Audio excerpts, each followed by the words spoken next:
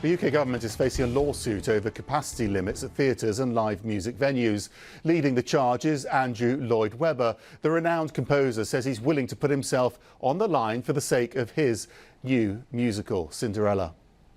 I was so unaware that I could fall so hard, but what good is a heart if you don't care?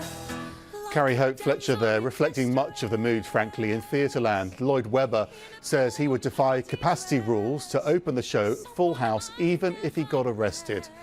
In the first 12 months of the pandemic alone, UK theatres lost an estimated $275 million.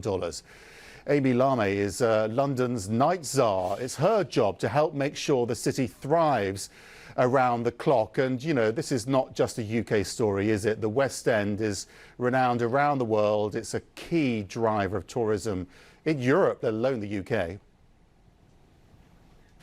Yes, it is, Max. Great to see you. And, you know, London's nighttime economy makes a huge contribution to life in our capital, but this is and has been the toughest challenge that we faced in a generation. I mean, venues closed their doors for the first lockdown, saw their income completely collapse, and many still haven't opened their doors again. And, you know, I said in advance of the government's decision to delay Freedom Day that businesses have to be given enough advance notice and the financial support that they need to ensure they can open their doors again when the time is right. What do you make of Andrew Lloyd Webber's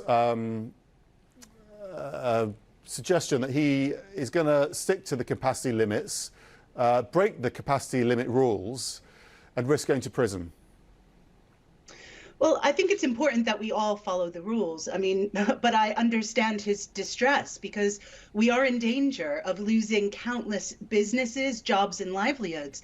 So it's absolutely essential that the government provides urgent, comprehensive financial support to help them through this period of uncertainty. I mean, hospitality, nighttime, and cultural sectors, they want to trade their way back to viability, but they need the support so that they can play that full role in the economic and social recoveries of our city. That's why this week I joined with nighttime economy advisors from other cities here in the UK, Greater Manchester and Bristol, calling on the Chancellor Rishi Sunak to support UK's nighttime industries. You know, we need extension of full business rates holiday. We need extension of the current furlough scheme. We also need to support live events and festivals with a government-backed guaranteed insurance scheme. So if the government doesn't step up now, they're really letting us down at the final hurdle. I understand that, but you just said that, you know, you think people should stick to the rules. So you do think he's wrong to do that? It's a step too far.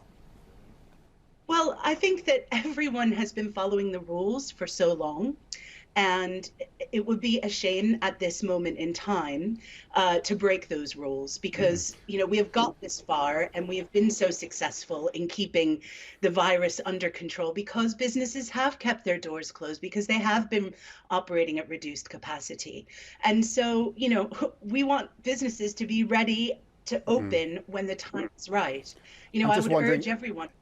If it could do more harm than good if we see him being handcuffed and walking away, because any industry could then say we're not going to stick to our rules, and because it doesn't make commercial sense for ourselves when this is, you know, the priority here is health.